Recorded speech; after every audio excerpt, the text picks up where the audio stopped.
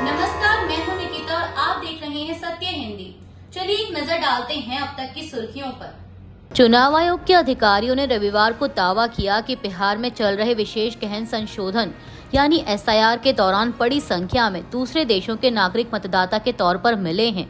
Report के मुताबिक booth स्तर के अधिकारियों यानी पीएलओ ने नेपाल, बांग्लादेश और म्यांमार के बड़ी संख्या में लोगों को मतदाता सूची में पाया है।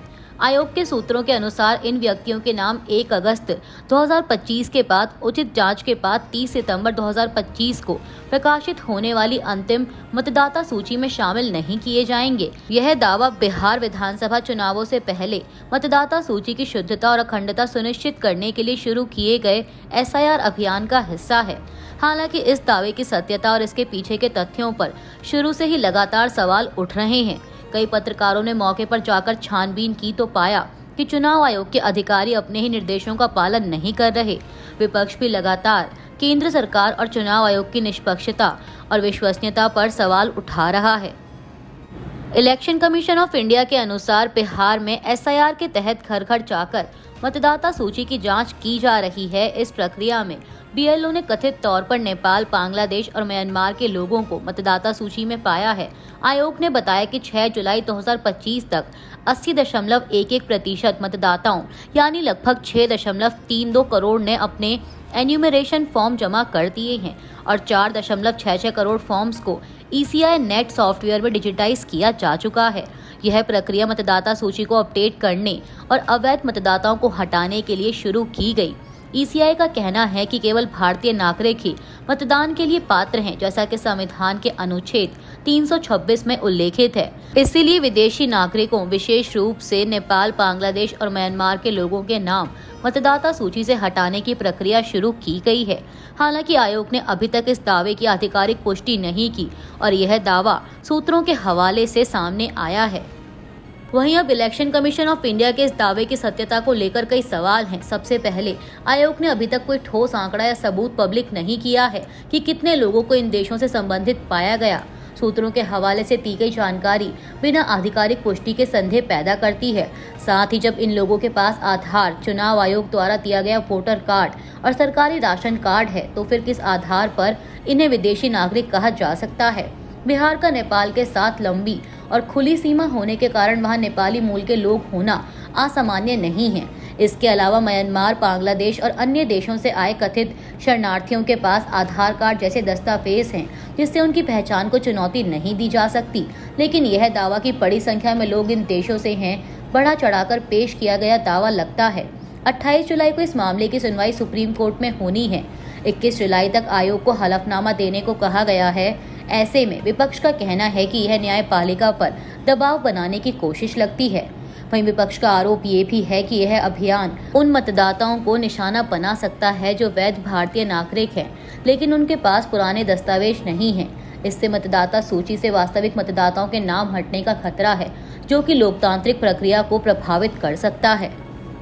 बिहार में चुनाव आयोग द्वारा मतदाता सूची में किए जा रहे विशेष गहन पुनरीक्षण पर आरजेडी नेता तेजस्वी यादव ने कहा कि चुनाव आयोग सफलता का दावा कर रहा है, लेकिन मैदान पर उनका सर्वर डाउन है और तकनीकी गड़बड़ियों का सामना कर रहा है।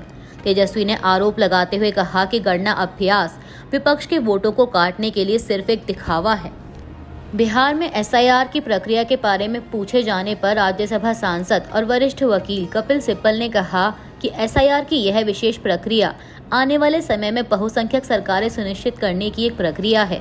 अगर आप गरीब लोगों, हाशिए पर पड़े लोगों, आदिवासियों के नाम हटा देंगे तो आप यह सुनिश्चित कर देंगे कि बहुमत वाली पार्टी हमेशा जीतेगी।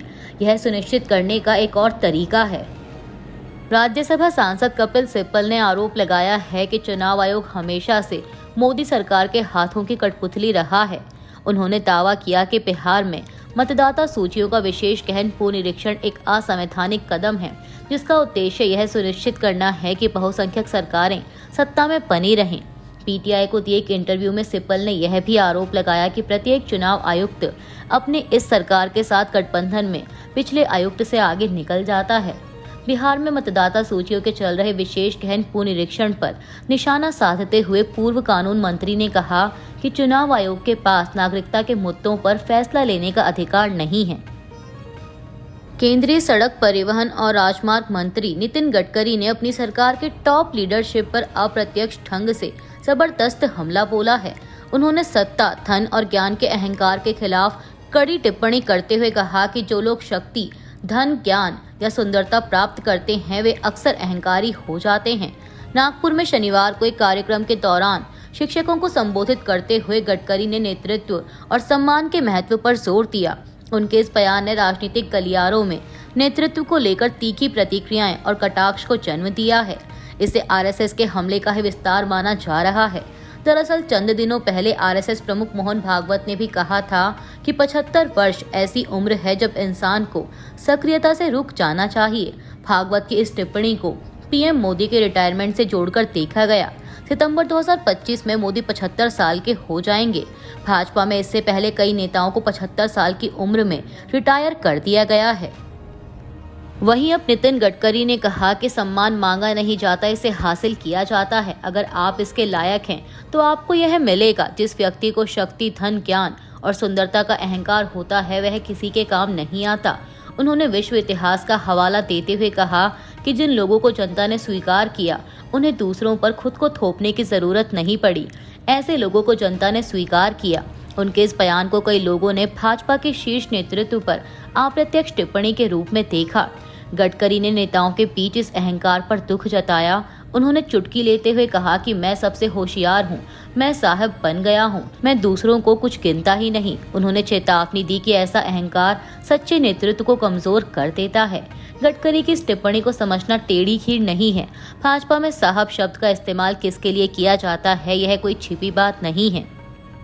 राष्ट्रपति द्रौपदी मुर्मू ने राज्यसभा के लिए 4 लोगों को मनोनीत किया है। गृह मंत्रालय के नोटिफिकेशन में बताया गया है कि उज्ज्वल देवराज निकम, सी सदानंदन मास्टर, हर्षवर्धन श्रृंगला और डॉक्टर मीनाक्षी जैन को राज्यसभा के लिए मनोनीत किया गया है।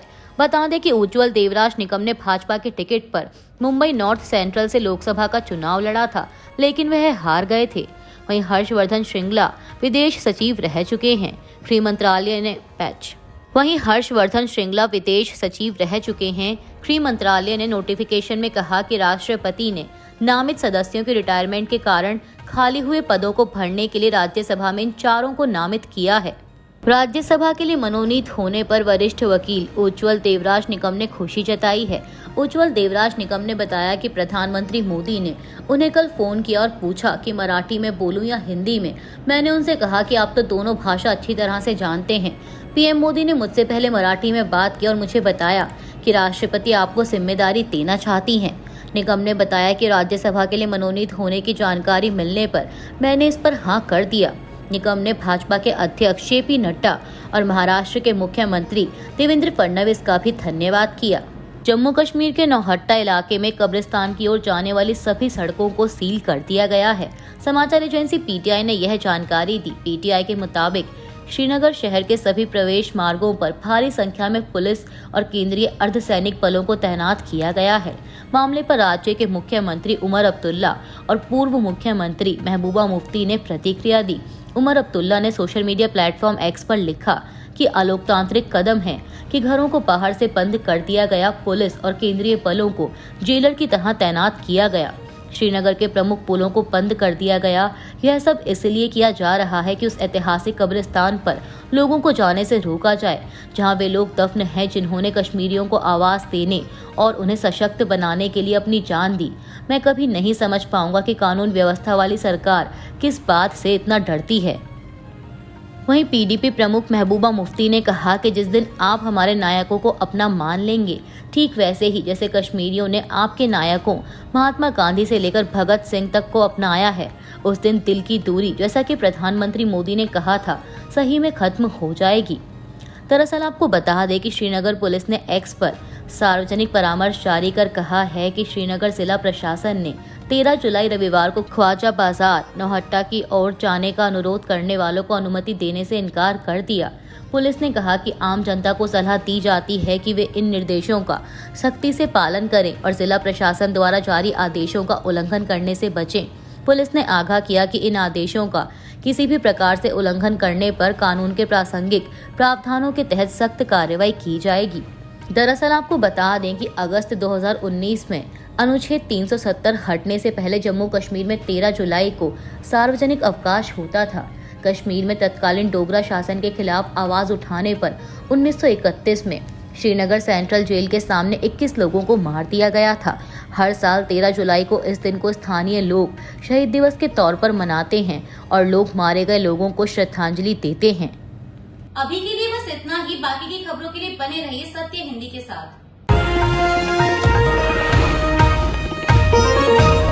Copyright disclaimer under Section 107 of the Copyright Act 1976. Allowance is made for fair use for purposes such as criticism, comment, news reporting, scholarship, and research. Fair use is a use permitted by copyright statute that might otherwise be infringing.